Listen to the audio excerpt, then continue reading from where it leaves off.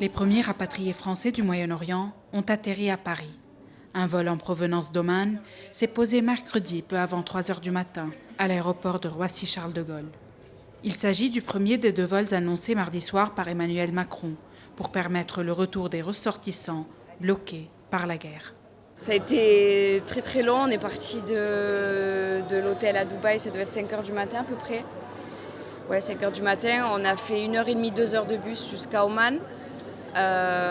Ensuite on a passé les douanes, on a dû changer de très nombreuses fois de bus. Chaque fois les bagages, passer des douanes pour entrer et sortir. Et ensuite après on a pris un autre bus pour à peu près 3h30 de route jusqu'à l'aéroport de Mascate. J'ai réussi à prendre un taxi, de partir de Dubaï jusqu'à la frontière à Hatta. De Hatta, j'ai passé la douane, puis j'ai repris un taxi et je suis parti jusqu'à l'aéroport. Et à l'aéroport, j'ai croisé des personnes de l'ambassade, parce que de base, je voulais booker un autre vol, et tous les vols étaient hors de prix. Les seuls vols qui étaient disponibles, c'est des vols qui faisaient des escales à Dubaï ou à Doha, donc des endroits où il y a des bombardements, donc des vols qui seraient sûrement annulés. Et comme par hasard, du coup, je suis tombé sur les personnes de l'ambassade qui ont accepté de me mettre dans la liste, et qui après m'ont dit qu'il y avait des places. Énormément d'appréhension, parce que même si on avait décollé, durant le vol, on avait très peur. Mais dans l'ensemble, l'équipage était très très rassurant, à l'écoute et disponible. Vraiment, ça s'est très très bien passé. La France fait partie des nombreux pays qui organisent des opérations de rapatriement.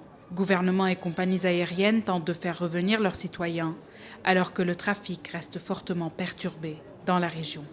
On a pu rapatrier notamment une colonie de vacances, des adolescents, on a pu rapatrier des personnes qui étaient à Dubaï et avec soit qui sont arrivés par leurs propres moyens à Mascate, soit par des moyens mis en place par le ministère de l'Europe et des Affaires étrangères qui ont pu rejoindre l'aéroport de Mascate et qui ont pu partir. Donc ça a été un processus complexe avec toujours des incertitudes parce qu'on est dans une situation très évolutive, c'est-à-dire que les espaces aériens ouvrent et referment et la situation change d'heure en heure.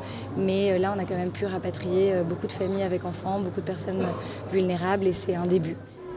En 4 jours, près de 19 000 vols ont été annulés au Moyen-Orient, soit environ 55% des liaisons prévues, selon le cabinet spécialisé Cirium. Si quelques vols commerciaux ont timidement repris mardi, le trafic demeure très limité. Air France a de son côté prolongé au moins jusqu'à jeudi la suspension de ses vols vers Beyrouth, Tel Aviv, Dubaï et Riyad.